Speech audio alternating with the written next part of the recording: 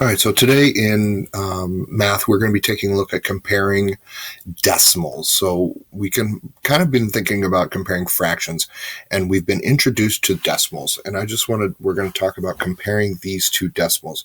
And if you remember, we had a conversation about what we call these decimals or how we say them. And so when we read this first decimal here, we can read this one as 3/10. And so when we think about that, when we read this decimal, we're going to read it as 3/10. So if we have this square here, we can divide it into 3 sections or 10 sections and color in 3. So if we look here, we can just basically, all right, here's our first section going down, second section going down, third section going down, and so forth. So then we have all these 4 sections. So if we draw these lines all the way down, we're dividing this 100 fraction or this 100 grid into groups of 10, and we're doing 10 groups of 10. And so when we look at 3/10, we are going to color in 3 of these to represent 3/10, and that's the same fraction that we talked about. It's equivalent to the 3/10 that we talked about. So it could be written as this 0.3, or it can be written as 3/10, both the same thing. And remember those words that we used, those math words, to kind of show what that looks like. So we have this fraction of 3/10, okay? So then over on this side, we have the fraction or the words 25 hundredths.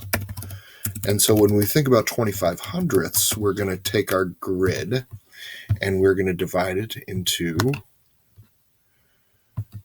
25 hundredths. And so we basically, each one of these little squares represents one part of that 100, right?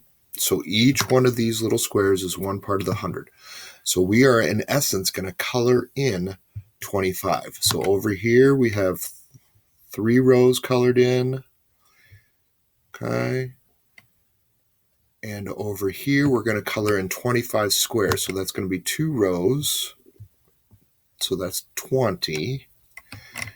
And then 5 more, okay? So we have colored in 25 squares. So over here, if we think about that, we see that 25, we have 25 over 100 on this side. Oops. 25. Why is my pen not working? There it goes. Try that again.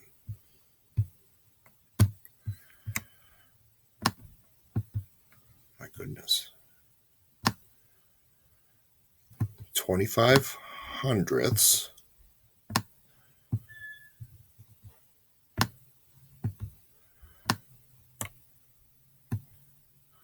So we have 25 hundredths here and 3/10 over here.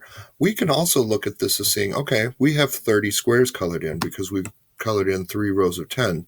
So we have created an equivalent fraction with the same denominator being 30 hundredths, or 30 over 100. And so today in your math, you're going to be taking a look at these, and you're going to be using that language that we'd kind of talked about to help you guide through the math so that you can accurately create your fractions and then accurately compare those two fractions to figure out which is more. So if we think about comparing these fractions, we're obviously going to say that 30 hundredths is greater than 25 hundredths. And so that's what you're going to work through today.